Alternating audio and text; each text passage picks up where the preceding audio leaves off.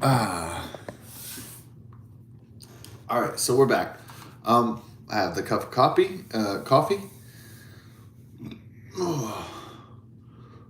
This is an old school cup of coffee, like a ceramic. It's not D's Nuts, Dunkin' Donuts. One of my favorite coffee cups is my Dunkin' Donuts one. Um, did I break my Mountain Tower cup? Arkansas Mountain Tower. I think, unless my stepdad took it, but I could have dropped it one day. Maybe I broke it. Not because of drunkenness or anything like that. Just could have. It was a really good ceramic one. It was Mountain Tower. I think.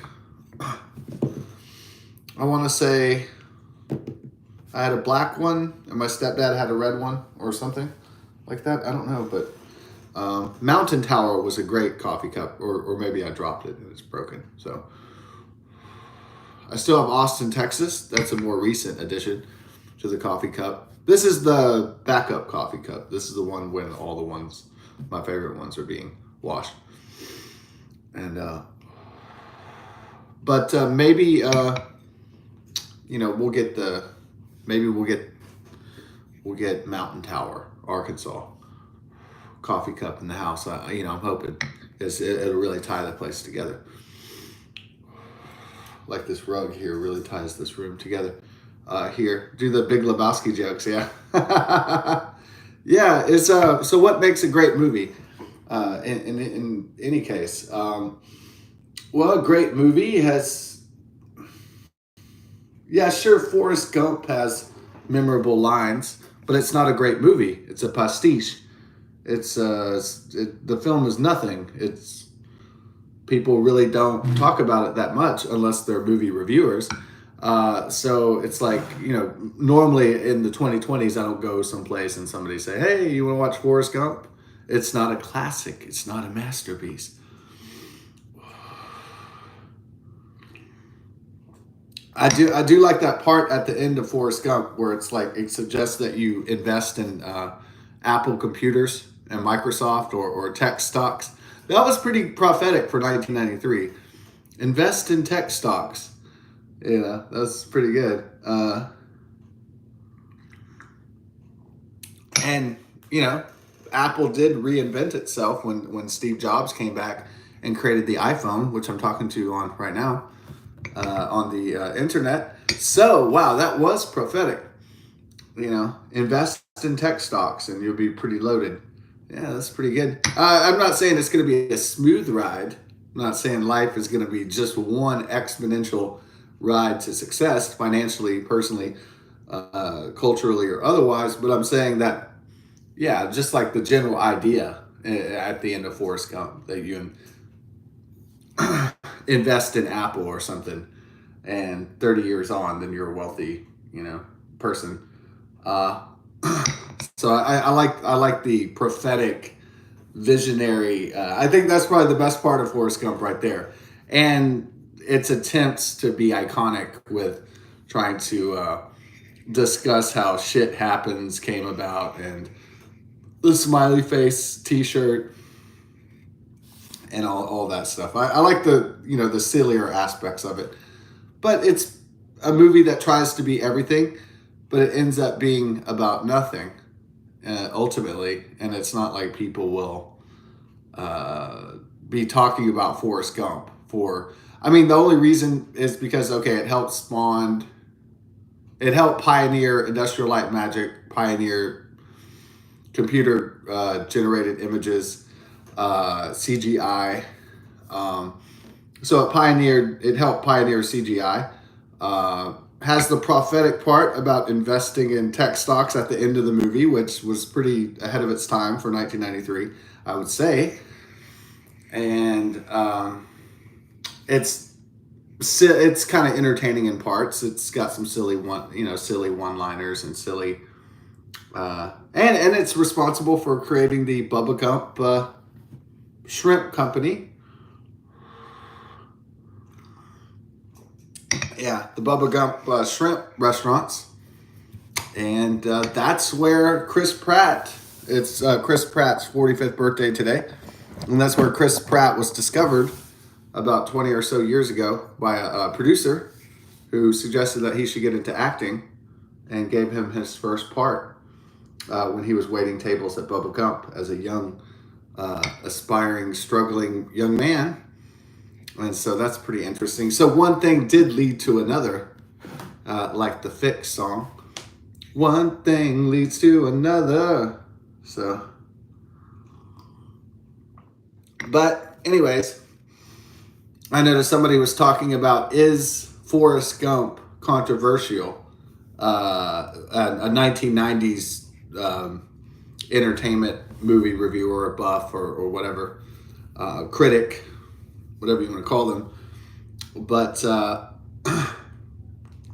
don't know, looking at movies from the 90s or from the 80s, I don't know, all these younger people, or maybe even older people, going back and trying to apply 2020's cultural values to, I don't know, 1970s cinema. It's just folly.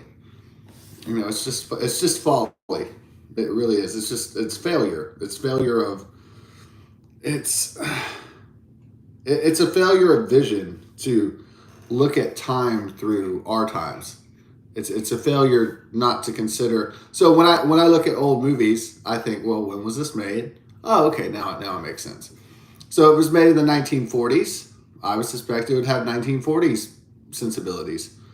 If it's made in the 1950s, I would anticipate it would have 1950s things going on. If a movie is made in the 1960s and so on, I just consider it to be reflections of the times. And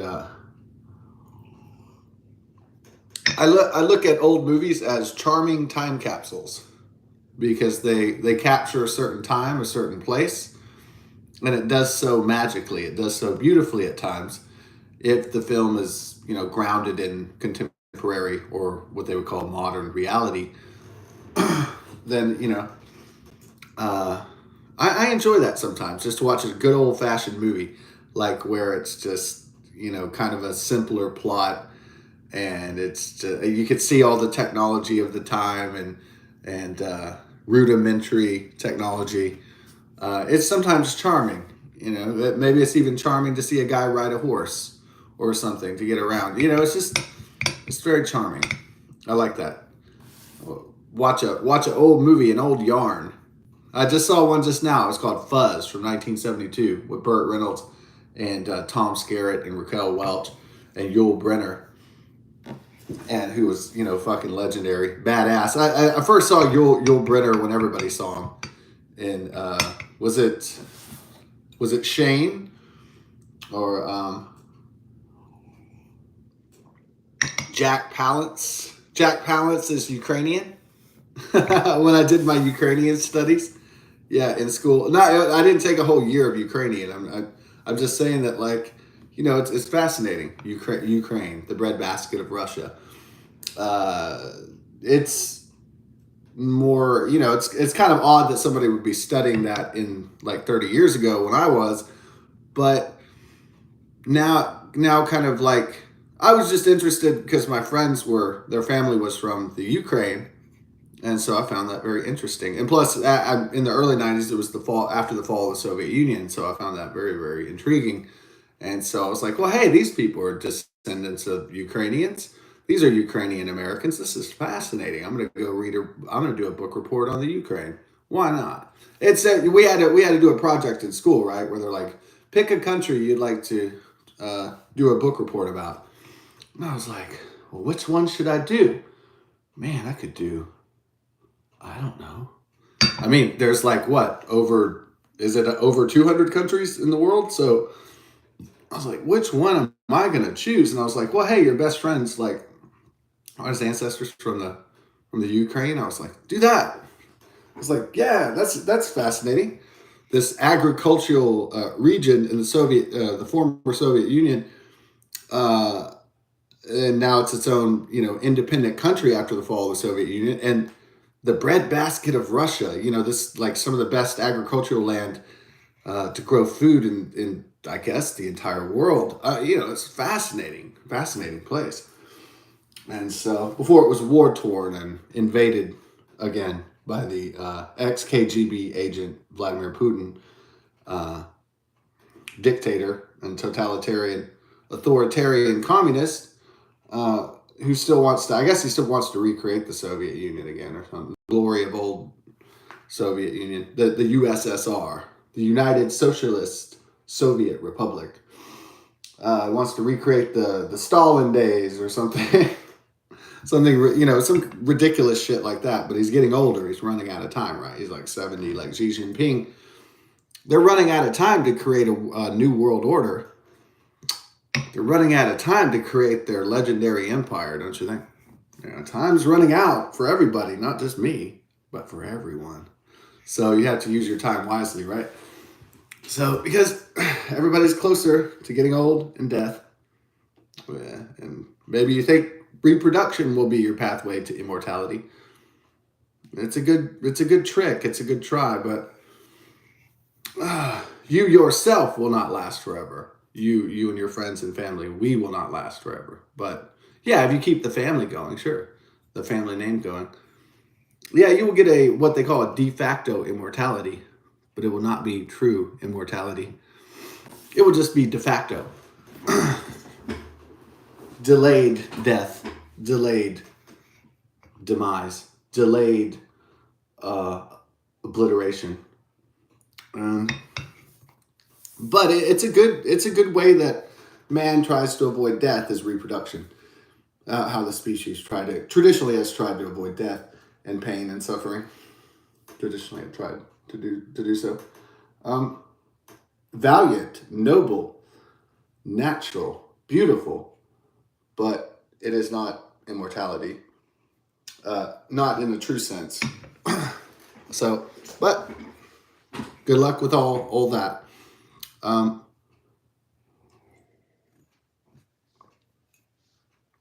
Godspeed and God bless, as they say. But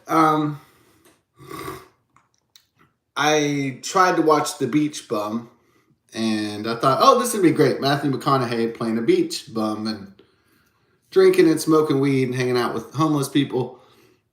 I was like, well, maybe this will be entertaining or something. And then I was realizing that it's not really entertaining.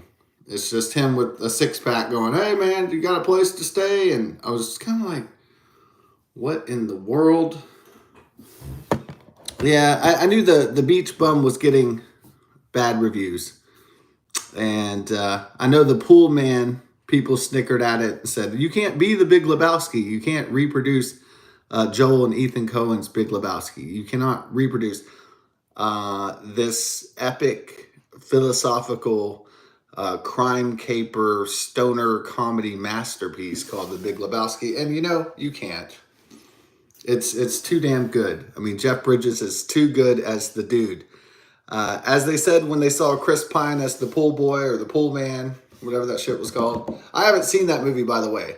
I'm just saying, I know you can't outdo the dude. You just can't outdo the dude. And you can't beat Steve Buscemi and, Walter by John Goodman. And you can't beat Jeff Bridges as the dude. And even Julianne Moore,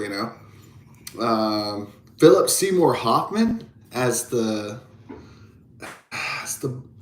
butler, as the assistant. I mean, he fucking killed it. Philip Seymour Hoffman before he started doing all the drugs. And you get, I don't know, I've never done heroin. People say I should never do that because I'd like it, because I'd love it, right? Because they say, oh man, opioids, you don't want to do that. You'll love it. It's painkillers. Then you won't have to feel your pain. You don't have to feel your shit.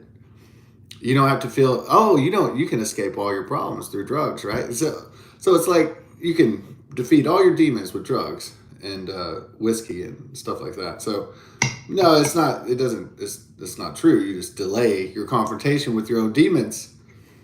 So you just delay the struggle. And it's, a lot of people don't make it out of that. A lot of people don't have the strength or the willpower to defeat their own demons because it becomes very, very challenging, especially as you get older. especially as you get older. You start feeling more pain. You want to do more drugs, not less. And you want to do more alcohol, not less. And so that's, the demons. That's what's very difficult to fight. And a lot of people don't make it because they're not strong enough. They're not survivors. Not saying they're weak, they just get overwhelmed. And so they succumb to the demons, the attacks, and they don't fight back. And they falter and they get overwhelmed. They get outmanned, outgunned, and they collapse and die through their we'll call it the demons, we'll call it addiction, a lot of different names for it, but a lot of names for the darkness that men and women fight and face in life. The adversary, Lucifer, Satan, many names for it, but you know what it is. So you can't outdo the dude. It's true. The Big Lebowski by Joel and Ethan Coen, the Coen brothers, is an absolute classic masterpiece. It is not pastiche. It is like a fever dream. It is one of the most entertaining movies anybody will probably ever see. It's definitely up there and definitely the top 10 comedies, sure. But it also has a philosophical statement. It is a satire of American society as well, besides being a crime mystery caper and all the rest of it.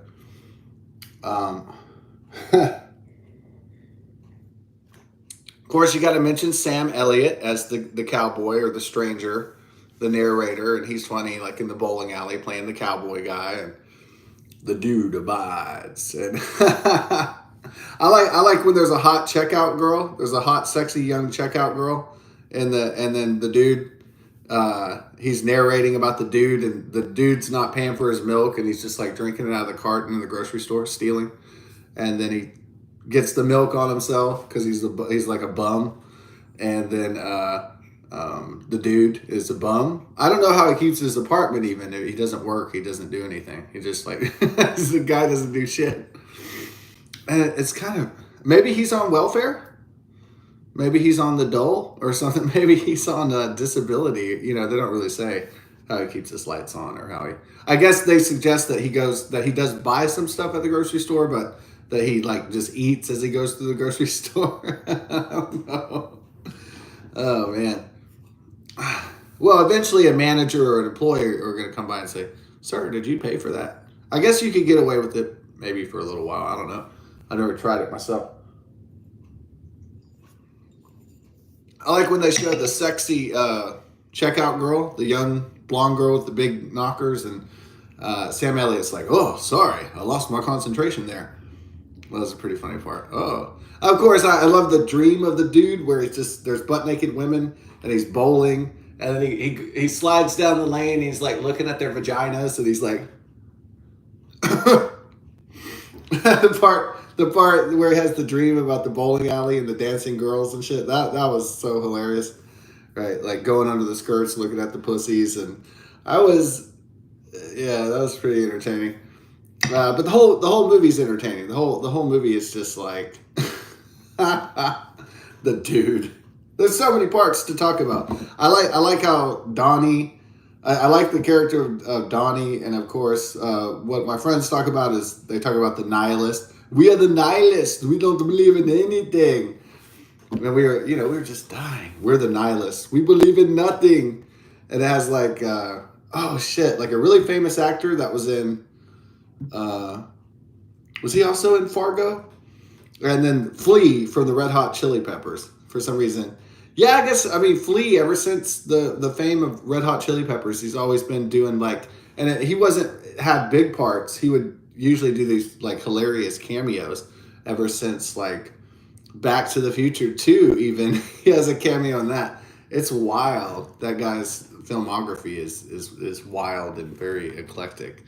So I guess Flea is not just the basis for the Red Hot Chili Peppers, but he has kind of an acting career going on too, which is pretty cool. Uh, but anyhow, yeah, Flea is one of the nihilists, and of course, oh man, they tried to bring it back. Not they weren't stupid enough to make a Big Lebowski 2, because you really can't get lightning in a bottle twice. But they tried to make the Jesus, a character about about the bowling rival of the dude, and Donnie and Walter's the Hispanic, the Latin, what's the name, Turturro or something. He's really Italian, but he looks brownish. So kind of like Al Pacino plays a lot of Hispanic and Latino characters, but he's Italian, really. Pacino, Turturro, Ferrari. I think you start to get it, but yeah, sometimes you have a brown tint, and then they try to play like Italian characters, even though try to play Mexican or Hispanic characters, Latino characters. So Spanish characters. And so he plays the Jesus, and he goes, "Nobody fucks with the Jesus," and that was the nobody fucks with the Jesus, and that was a great part. I'm gonna smoke you guys. I even like they did this backstory, like he was a pedophile or something. I don't know why. It was just like, that dude's a pederast, dude. That was Walter. He called him the pederast. Man, that guy's like a major pederast. Making me laugh. And, Walter flashing back to all the about Nam. He's always talking about Vietnam. And then the Big Lebowski, Jeff Lebowski, is like, it's like, "Walter, this has nothing to do with Vietnam. I told you to stop talking about Nam, man." Man, it's just killed me, right? Keeps on. Oh, I love Donnie, how he's like he has no power in the relationship dynamic, and he keeps trying to talk, but Walter keeps hogging the conversation. So Donnie keeps trying to say something like, "I am the walrus, I am the walrus," and he confuses Vladimir Lenin with John Lennon. He's like, "Shut up, Donnie, I'm talking about Vladimir Lenin of the USSR." And Donnie keeps saying, "I am the walrus" from John Lennon and the Beatles. Oh man, from the Magical Mystery Tour. That part was just killing me. Yeah, that movie has so many fantastic lines. "Nobody fucks with the Jesus. The dude abides." Yeah, so many great one-liners, philosophical moments. Yeah, it's just... I like the part where he's talking to Elder Lebowski in the mansion, and he's like, he's like, "Sorry, dude, the bum's lost." I love what he said, "the bum's lost."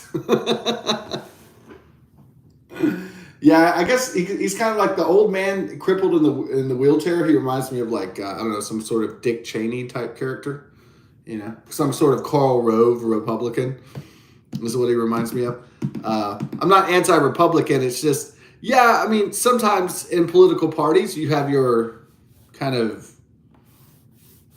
people in there that are, yeah, just kind of fanboys. Kind of, they're just so hard into it they can't even see straight, can't even see what. Yeah, so sometimes you could get that way for sure, where you're so hard into the party, you're so hard into it that you can't even criticize your own party, or criticize the candidates, or criticize the people within the party, or criticize politicians. Yeah, I could see that, where you could just turn off your criticism, and you could just say, "Oh, there's no flaws." But if you're being honest, you can see the flaws in anyone, and in any society or any political party. Voting is just deciding which candidate and which party is going to be better for the future of America, and that's pretty much what it boils down to. And so I'm hoping that Americans will make the right decision and vote for Donald John Trump this time instead of a vote for Mark of the Beast Zuckerberg, which would be a grave mistake. But that's neither here nor there. Just talking about the Big Lebowski, why it's a timeless classic masterpiece. I mean, there's so many reasons. It's hard to encapsulate. But the beach bum is about nothing. He's just looking at videos of himself drinking and doing poetry to homeless people in beautiful areas in Florida and Key West and so on. And it's the movie really is about nothing. It's just a homeless guy wandering around, drinking beer and smoking weed and doing cocaine. The Big Lebowski it's about something. It has memorable lines. It has memorable characters. It's not just, hey, this guy's stumbling around with a 6-pack of beer. It has a lot more to say than that. Like a whole galaxy beyond more to say. The Pool Man with Chris Pine, it's just very similar. It's trying to be like Big Lebowski, but it just can't get there. It can't get to that level of the opera of a man who does nothing and who is really like a monk in modern society. A man who does nothing. A man who accomplishes nothing. And the absolute majesty of it. The absolute not the loneliness of it, not the pain of it, but the glory of thinking for yourself and being not a slave of the system and not conforming to the system's demands of a man, and how liberating and also how impoverished that sort of lifestyle could be like. Yeah, it says a lot about modern society, and it has so much to say about the rich and the poor, and it's such a deep and insightful movie, and it's also hilarious. It's also a fantastic comedy, and so yeah, the Big Lebowski, he's broke. He somehow affords his apartment. I don't know how, and maybe his dad or mom died. He's just lazy, and he's one of the laziest dudes ever in the history of man, I guess. One of the most unambitious, but he's so he's got his little loser townie crew, and they go to the bowling alley and just hang out and just he gets drunk off White Russians and listens to Creedence Clearwater Revival and all this other stuff. His main objective in the movie is to get his rug back that was stolen. So, because he was mistaken for another Lebowski that owed the millionaire money or whatever. And there was something about this chick. Yeah, that's Bunny, the hot blonde chick. She's like the smoking hot blonde in the movie. When the dude comes up to the mansion, goes outside of the pool, she's outside, and then she goes, "I'll suck your cock for $1,000." But the dude doesn't have $1,000. Otherwise, he would have been like, "All right, whoa, Bunny." Yeah, I mean, maybe if he wasn't afraid about getting like barnacles on his penis or something like that, getting penile warts or a sexually transmitted disease, right? But typically, if there was a chick that hot and she came up to a dude and she was in her bikini and she said, "I'll suck your dick for $1,000." If the dude had $1,000, he'd probably be like, "That's an interesting arrangement." Maybe. Might have to consider that particular. Well, it's not like it's the most famous line in history. "I'll suck your dick for $1,000. I'll suck your cock for $1,000." But it is memorable. That's the thing that the Pool Man and the Beach Bum are not. They're not memorable. Like, they're not really memorable. That's the thing that the Big Lebowski is. Once you see it, You'll be thinking about it for the rest of your life. Okay. Except for those sophisticants, all those sophisticant critics that think they are superior to the comedy of Big Lebowski, that they are above the humor of the Big Lebowski, that they are somehow exalted. Oh, that's so silly. I don't watch that. Oh, that's a stoner movie. Oh, that's a yeah, it is a stoner movie. It's only a stoner movie because it's so hilarious. You know, it's a slacker stoner movie, sure, in a lot of ways, but it's so much more than that. It's like its own philosophy. It's its own religion almost. It's its own like Zen. It's almost like the Big Lebowski. It's almost like Jeff Lebowski is like some sort of monk or shaman. He's some sort of spiritual leader, really. He's like he's some Buddhist Zen master. He's like through his non achievement of goals in his life, he has somehow transcended all of that into a higher plane of existence, into a realm where he has reached some sort of peaceful nirvana in a way. And he is free from keeping up with the Joneses. Like, you know, these guys that are like, oh, hey, guess what, guys? I'm moving up in the world. Ooh, I'm making more and more money. Ooh, I'm making more and more and more. Oh, look at me. I got my family and my beautiful wife. Ooh, I'm getting a house. I'm getting the next house. I'm getting a car. I'm going to get another car. I'm going to get a motorcycle. He's out of the material rat race. He is transcendent in his poverty. He is transcendent in his lack of ambition. He is a hero of peace of mind. So his mind is more powerful than the materials around him. So this movie is so cult, it's so famous, it's so masterful that books have been written about it. You know, tons of YouTube videos about it, for sure. They have a Big Lebowski festival somewhere. Is it in Pennsylvania or somewhere? Yeah, they have a Big Lebowski the Dude festival. They have Big Lebowski festivals and film fairs. Yeah, Is it the most cult movie of all time? Yeah, it might be. I think it'll surpass the Rocky Horror Picture Show for sure, without a doubt. I think it already has in terms of cult fandom. You know, so it surpassed all cult fandoms. I think all cult underground fandoms pale in comparison to the Big Lebowski, because what the movie has to say about the modern society, about the modern world, what it really thinks of it as some vain, narcissistic trash world. And so it kind of typically in movies, the loser is not the hero. The loser is the losers. And in this movie, the successful people are the villains, and the losers are actually the best kind of people. They're really like the salt of the earth. They're really like the losers. Those are, oh yeah, that's where it's at. You know, they're viewed in this movie as the heroes, the bungled and the botched, the downtrodden, the those on the struggle, you know, on the hunt.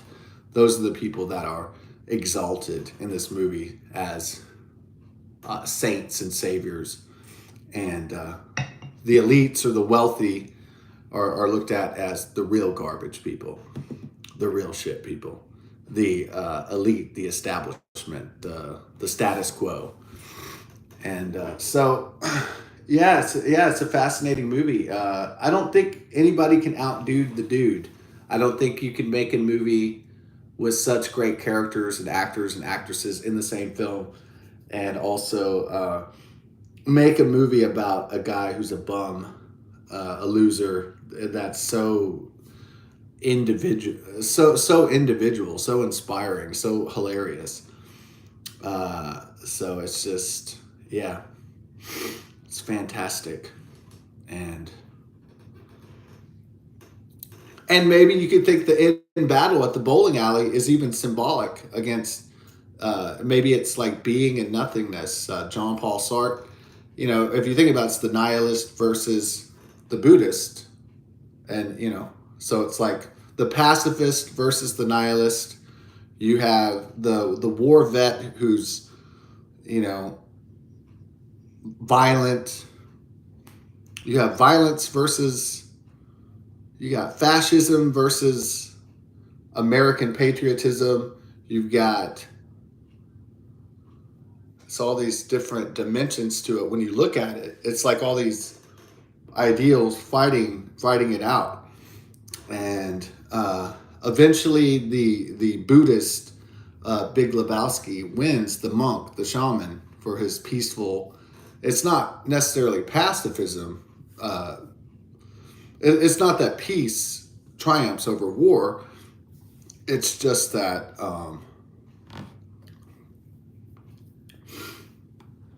it's just a multi-dimensional film with all these different competing philosophies, and it's more than, it's a comedy film. Sure, it's a slacker film, it's a stoner film, and Ferris Bueller's Day Off is not the top slacker film. No, it's in the pantheon of slacker films. It's obviously a slacker film, but it can't hold a. Most movies can't hold a candle to the Big Lebowski. The Big Lebowski is like the king of the stoner slacker comedy movies. It is like the king. Ferris Bueller's Day Off is like way down, way down. But actually, the Big Lebowski is a masterpiece, a masterclass in stoner slacker Buddhist philosophy, and it's the Zen Buddhism. It's the Zen, and it's Zen in the art of motorcycle maintenance of movies. It's really, I doubt that any writer, director, or filmmaker could ever rival the absolute delight of the Big Lebowski. I don't think they'll ever be able to top that. They could try with these loner slacker characters that drink and smoke and slack off and live like bums and stumble around with their six packs and just want to get laid, smoke weed, and whatever. But it'll never be at that level of American cultural satire as the Big Lebowski. That's the pinnacle. You know, I think it's even better than, I want to say it's even better than Blazing Saddles. Yeah, I think it's even though Where the White Women At's pretty funny. Blazing Saddles, you know, yeah, I mean that's up there. Monty Python and the Holy Grail, yeah, that's a good one. But the Big Lebowski might be the king of all the comedies, and especially in that particular genre of stoner slacker. I like Harold and Kumar. You know, go to White Castle. That's pretty hilarious. But I think the Big Lebowski is the top tier. It's the godlike tier of American cinema. It's like it's the dominant king for sure. So, anyways, that's my thoughts on Big Lebowski. Yeah, Beach Bums. I like Matthew McConaughey, but I didn't think the movie was about anything. I haven't seen The Pool Man, but it just, from the trailers, it just looks like a wannabe Big Lebowski. It just, so many artists and writers directors want to make like the next Big Lebowski, and it's just never going to happen. Never, ever, ever going to happen. You might make another Superbad. You might make another Harold and Kumar. You might make another Ferris Bueller's Day Off clone. But there'll never, ever be another Big Lebowski. So, seriously, that one, you can't replicate the formula. It's not like a recipe in the cookbook. So it's an entire league of its own. Uh, Even though that's a cliche, it's in its own uh, echelon. It's not even on.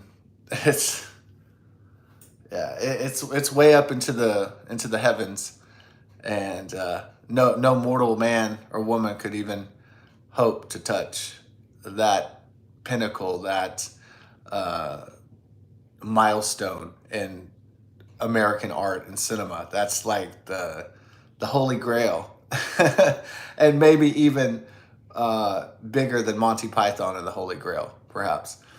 So God bless, best of success. That's my thought. You can't outdude the dude. There's no way. The dude cannot be outduded. So it's just how it is.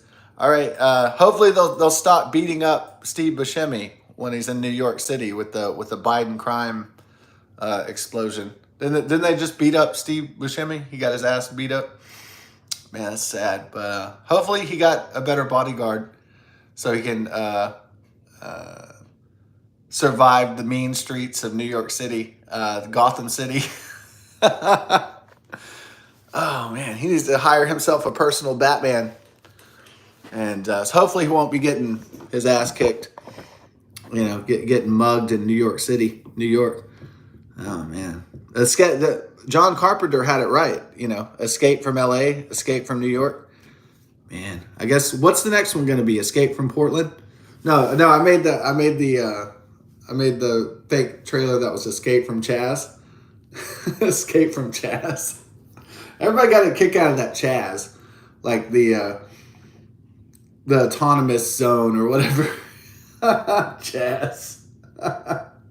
They tried to make their own like city within the United States that was like where there was no rules and it was just leftist rules or something for a short time during the riots of 2020 and the George Floyd and the George Soros funded riots of 2020 to oust Trump, which they successfully did at that time with the help of the Chinese plague and all the chaos going on at the time.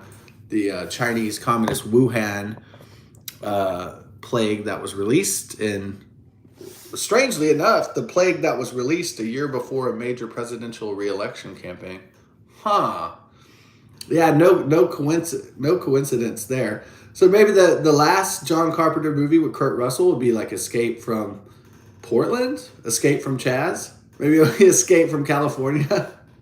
No, maybe if Biden, if he's reelected, it'll be called Escape from the United States. It'll be called, no, the final one will be called Escape from Earth.